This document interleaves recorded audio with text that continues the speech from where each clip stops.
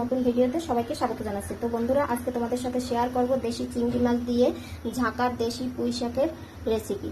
তো এই যে এখানে আমি পুঁই শাকগুলো কেটে ধুয়ে পরিষ্কার করে নিয়েছি, আর এই যে এখানে দেশি চিংড়ি মাছ, ছোট চিংড়ি মাছ কেটে ধুয়ে নিয়েছি, আর এই যে এখানে আলু কেটে নিয়েছি। তো থাকো আমার সাথে, মূল রান্নায় চলে যাচ্ছি। তো বন্ধুরা, পুঁই শাক রান্নার জন্য এই যে এখানে কড়াই বসিয়ে তাতে পরিমাণ মতো সরিষার তেল দিয়ে দিয়েছি। আজকে পুঁই শাকটা আমি সরিষার তেল দিয়ে রান্না করব। তো তেলটা গরম হয়ে গিয়েছে, এখন এই তেলের মধ্যে দিয়ে দিচ্ছি ফোড়নে কালো জিরে। কালো জিরেটা একটু নাড়াচাড়া করে দিয়ে দিচ্ছি কেটে রাখা আলু।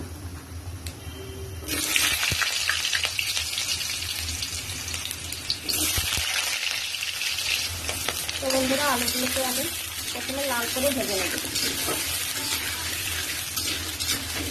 এই যে আলুগুলো আমার লাল করে ভাজা হয়ে গিয়েছে, এখন এর মধ্যে দিয়ে দিচ্ছি চিংড়ি মাছ, হলুদের গুঁড়া, স্বাদ মতো লবণ আর জিরার গুঁড়া। মশলাটা ভালোভাবে কষানোর জন্য দিয়ে দিচ্ছি সামান্য পরিমাণে জল।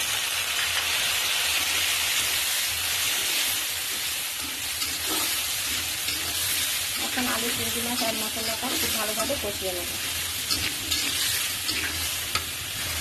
দিয়ে দিচ্ছি শুকনো লঙ্কা।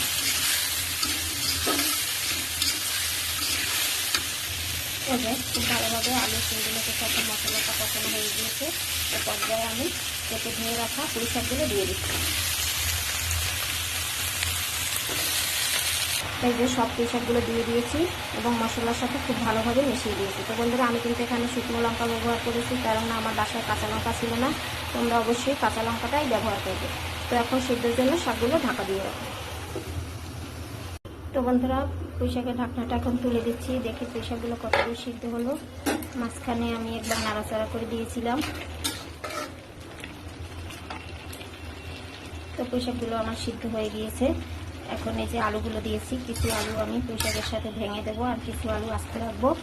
এখন চুলার আঁচ বাড়িয়ে ঝোলটা টানিয়ে নামিয়ে নেব।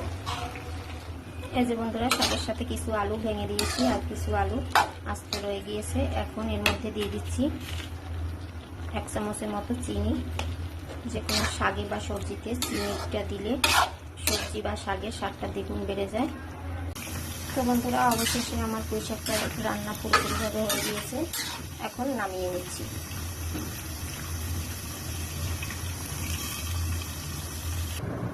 তো বন্ধুরা, এই যে পুঁই শাকটা নামিয়ে নিলাম। তো আজকের এই ঘরোয়া পুঁই শাকের রেসিপিটি তোমাদের কাছে কেমন লেগেছে আর পুঁই শাক রান্নাটা কেমন হয়েছে কমেন্টে জানাবে। যদি এতটুকু ভালো লেগে থাকে তাহলে লাইক, শেয়ার দিয়ে আমার পাশে থেকো। ধন্যবাদ সবাইকে। আবার দেখা হবে অন্য কোনো ভিডিওতে। ততদিন সবাই ভালো থেকো, সুস্থ থেকো। আজ এখানেই বিদায় নিচ্ছি।